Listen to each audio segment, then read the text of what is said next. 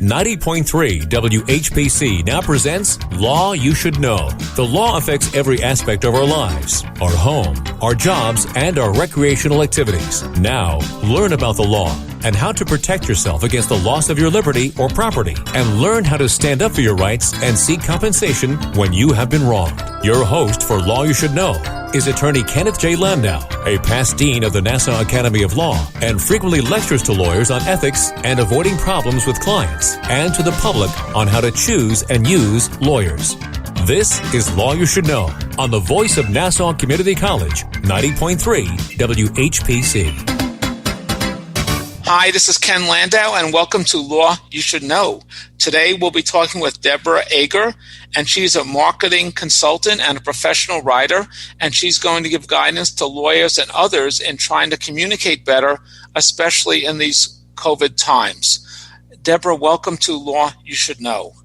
Thank you so much for having me. It's great to be here, and I look forward to talking with you today. When people are afraid, lawyers and others are afraid of COVID and what it means for their operation, for the marketing efforts, is your help more important than ever? I think so, because I think it's important, especially now, for people to get found. And a lot of the work I do is in helping people get found and then invite people into their world to work with them. And is another way of putting that establishing some type of connection with them, letting them know that it's a safe environment, it's a helpful environment to contact you, the lawyer, or other professional? Exactly. So when you use the right words and when you write your marketing material, it ends up helping people feel comfortable around you. It ends up helping create connection when it's done well, and it helps people get to know you better. And then they'll feel more comfortable reaching out to you when they need you. And we're going to talk about some other techniques that you offer in your workshops and that lawyers can incorporate or others can incorporate into their marketing practices and strategies. But what are some safe ways to gain trust of potential clients, whether you're a lawyer, an accountant, an architect, or someone else, as opposed to scary and uncertain words, words that reduce anxiety versus words that can create anxiety? That's such a great question, because there's a lot of marketing writing out there that is designed to scare people into taking action. And that's probably something that we don't need a lot more of ourselves, and we don't need our customers and clients to feel that way either. We'd rather them feel more comfortable with us. So one of the things I like to tell people to consider using in their marketing materials are stories.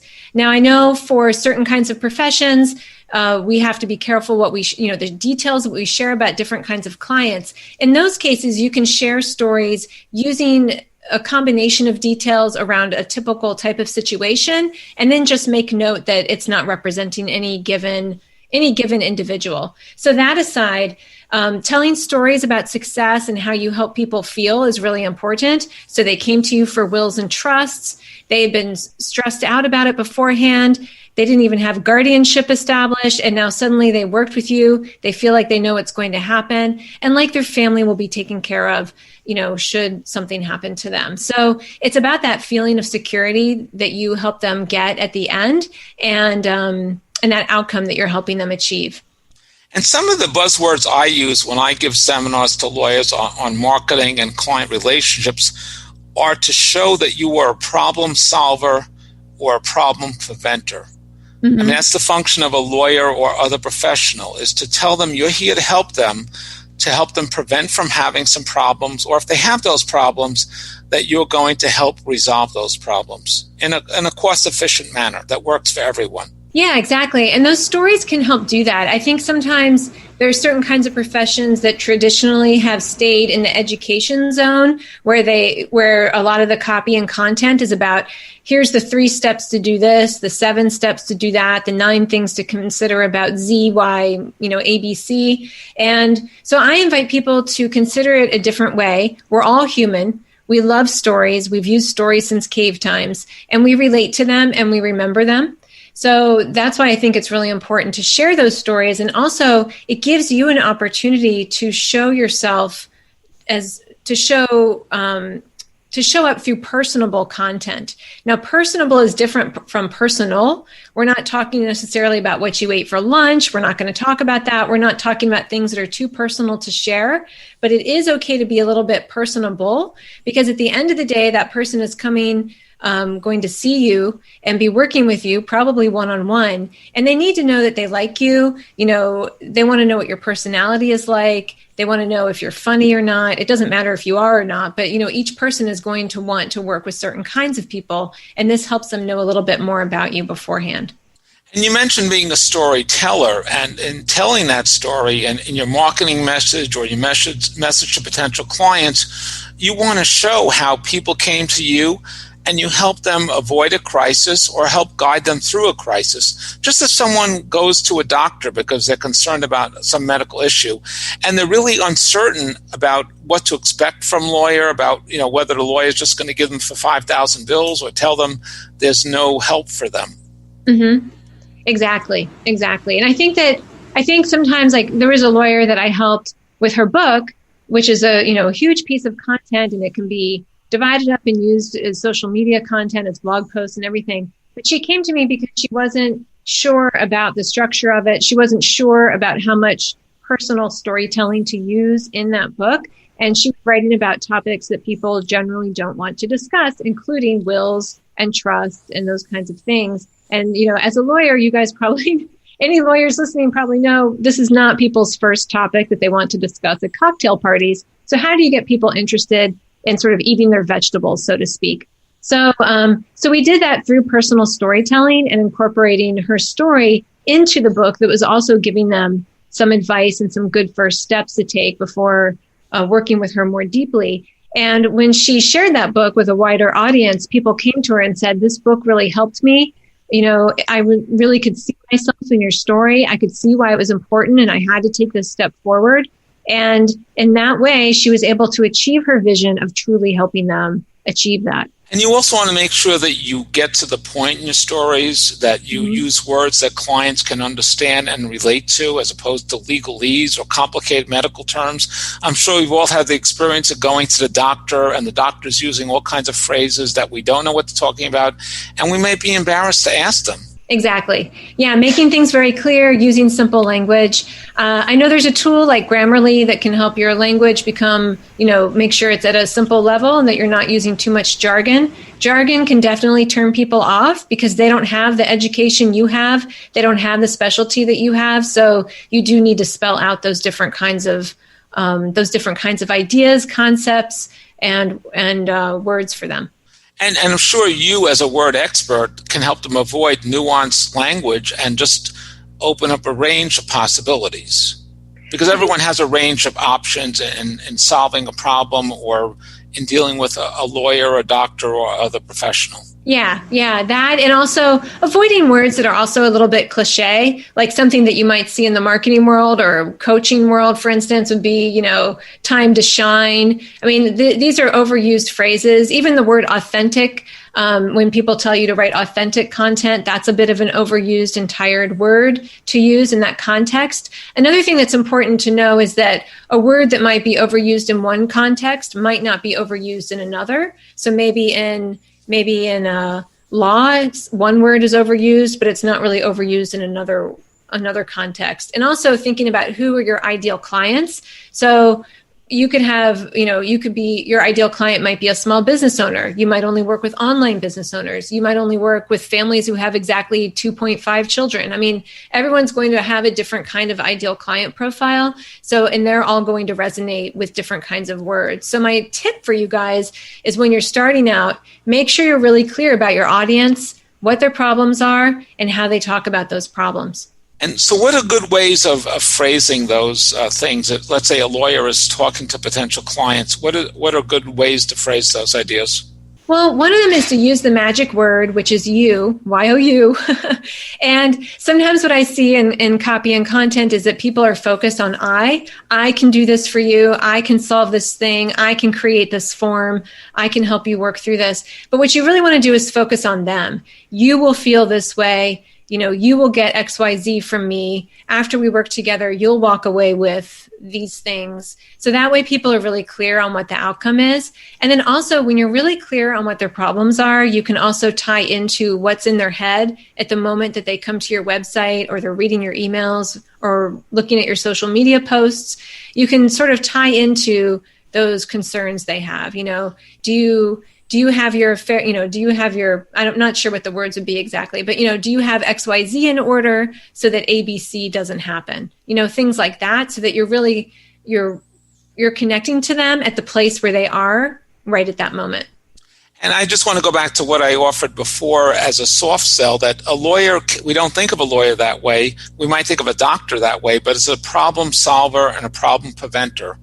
By offering the client a range of solutions to their problem to help nip it in the bud, or in doing some planning, whether for an estate or a business or something else, that they can try to help them prevent problems going forward, such as having the lawyer draw up a contract to prevent various scenarios or to protect them if they have some type of business disagreement or some potential liability. Yeah, it's so valuable to have that kind of information and knowledge beforehand. And that applies here too, in knowing what to write about, how to write about it well, and how to communicate and connect with people well. Then you're more likely to have success. You're more likely to avoid common pitfalls with writing, which is not knowing what to write about, writing about the wrong things, not talking directly to your audience in a way that they can understand, and other elements like that. I just want to remind the listeners, you're listening to Law You Should Know. We're talking with Deborah Ager,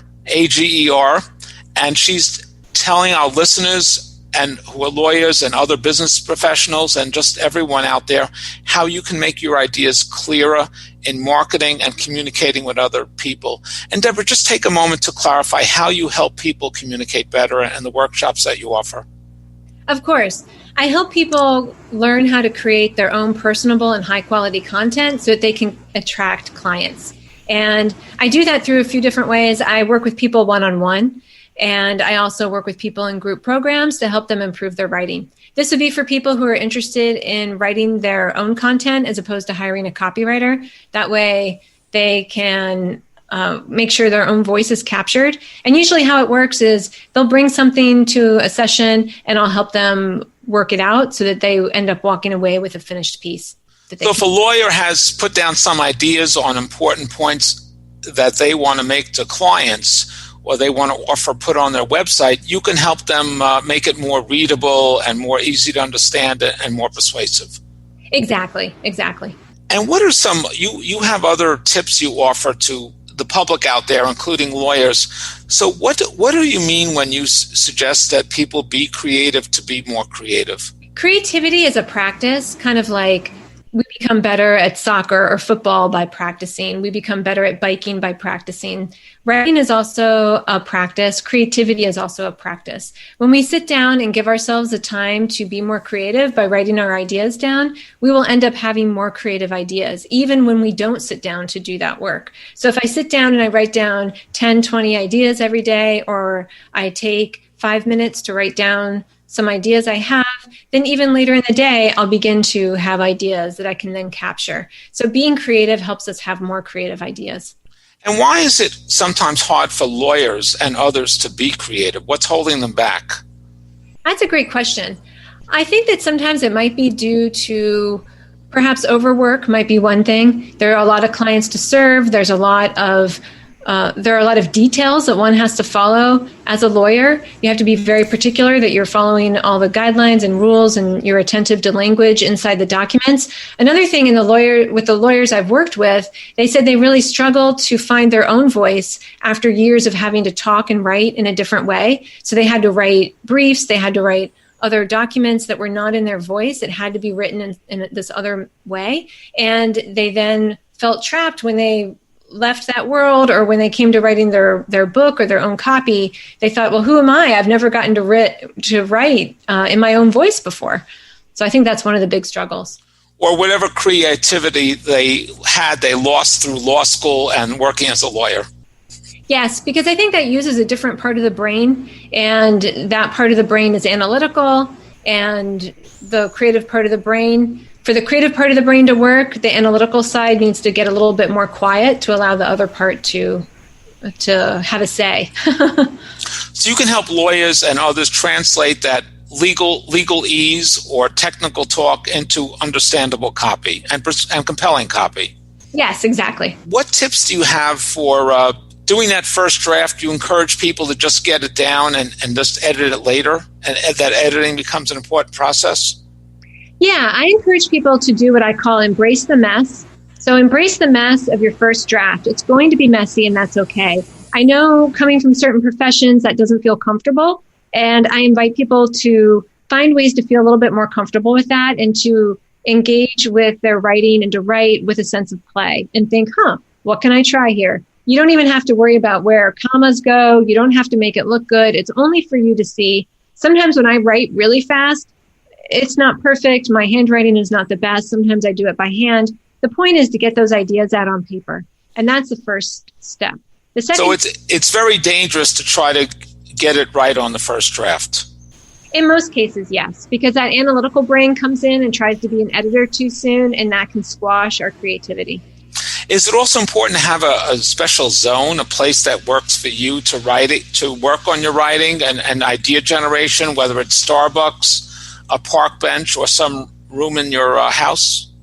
I've been doing some reading about that, and I know that some people do really well working in a space with music or some kind of noise. I loved working in a place like Starbucks where nobody knew me because there was a lot of noise around me, but nobody was entering my space to talk to me. So that works really well for me personally. Some people need absolute quiet. They're more, they'd want to be at home or in a library.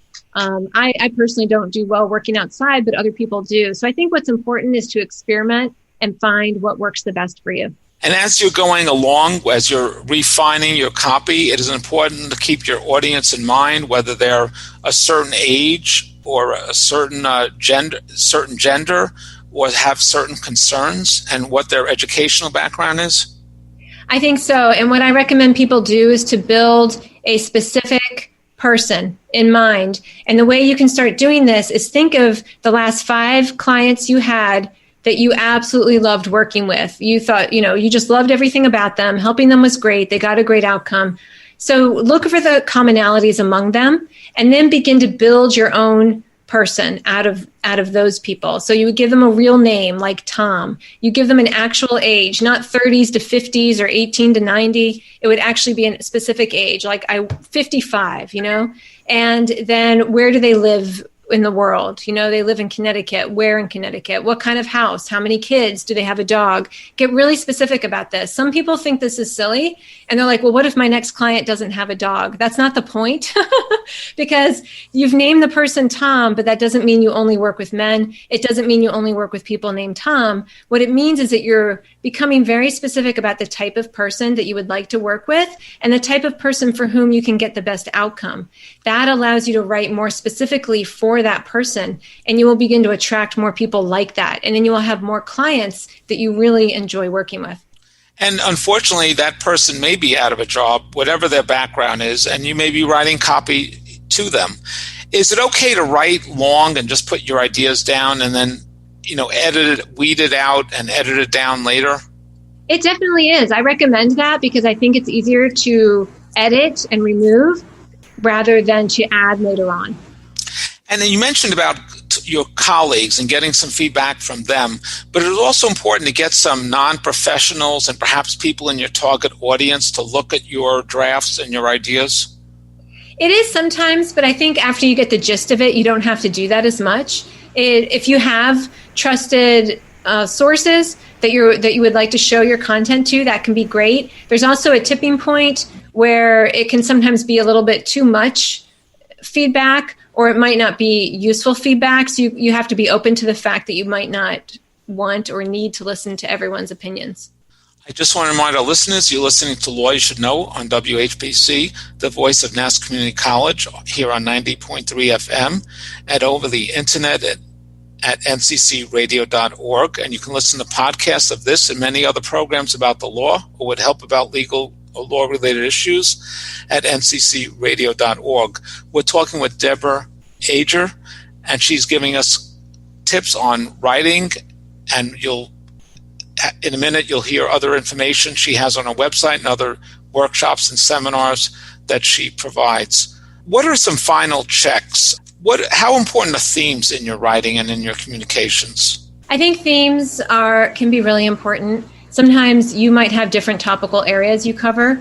So I would look first at your business and what it is that you're offering in your business. Think through some of the questions that you're often asked by your clients and by your prospects, and create content pieces around those. Then you might be able to see themes that emerge from those, and you'll be able to create content around those areas. I kind of look at it as where each theme can be a pillar. You might have 3, 4, you might even have 8 different content pillars like that around which you can create more content. So it's important to focus on how you've helped people. If you were a doctor, how you've helped people investigate or navigate or monitor certain illnesses or conditions. If you're a lawyer, how you help people deal with estate planning, help them sell or buy real estate or open or sell a business. Exactly. Yeah. Telling the stories around that, showing people the outcomes as opposed to it's interesting because there's showing and telling. Telling is useful for some things, but if you can show them through a story what the outcome was like and how people felt, then that will draw people towards you. And also what the choices were that the client had to make with your help. The 3 doors, which one they opened, why the other 2 were not appropriate, just so they know there are different options, even if they don't totally fit in that story. The moral is that you gave them the choices and you helped guide them to their best option. Exactly. Almost like a fairy tale. Yeah, exactly. What other tips would you offer lawyers and others as they're working on their copy and trying to put it in the best possible light? Well, if someone's working on blog posts, I think that keeping Google in mind is very important. It's one of the biggest search engines, as we all know. And one of the free tools that Google offers is something called Google Trends, which you can find by searching Google. And you can type ideas and phrases in there in order to see what kinds of, do your search terms have seasonal trends? Sometimes that can be useful to see. And another way I think is really useful to find key phrases and ideas and ways of wording things is to go to Google and search Google using terms that your clients would be likely to use or your prospects would be likely to use, and then scroll all the way down to the bottom and see what other phrases are down there that Google is saying are related. And that can give you some additional ideas for either topics to write about or phrases to include in your copy and content. And should you consider buying Google Words for that nuanced word or phrase for your local area? Will that help lead to potential clients? For instance, if you put Wills in Mineola as opposed to Wills or Wills in New York. Mm-hmm. Yeah, I think that can be very effective to have a local pay-per-click marketing campaign. That is a whole advertising campaign on its own. So I would definitely recommend becoming familiar with Google's tools and keeping close track of your budget before it goes out of, before Google lets it go out of control or something. But yeah, that can be very effective for local marketing. What are the workshops that you offer or consultations that you offer for lawyers and other professionals to improve their writing skills and communication skills? Well, I have one-on-one offerings. One of them is sort of a personal one-on-one training to get people up and ready to go, which takes place over one 90-minute session or 2 45-minute sessions. And then I also have a group program where people get my feedback on a regular basis. And it allows people to submit writing for me to look at and get my feedback. There's also course materials, which goes over how to create the 6 different content types, how to create video, and then how to put it all together in a plan, and also how to reuse it. And how can lawyers or others benefit from those programs or services? Well, everything's designed to help people begin to attract more new clients. And I have 20 years of marketing experience, so I weave that into what I do as well, into helping people write in a way that helps them grow their business. And marketing is not a dirty word. It just means helping clients to understand your message, helping to get it out there effectively so that they are more likely to respond favorably to your message. Exactly. Yeah, marketing is always about letting people know what you do in a non-salesy way. in a way that creates and fosters deeper connections with people. And an honest way that's of value to both parties. Exactly. You're going to help them. You're trying to help them convey to their client about their ability to help their client solve or prevent a problem. Perfect. And give them some information about it. Yeah, that's exactly right. And what is the right amount of information? You touched on it before, but the idea is to give some useful information, but not too much to make it complicated and not too little so they don't get the message.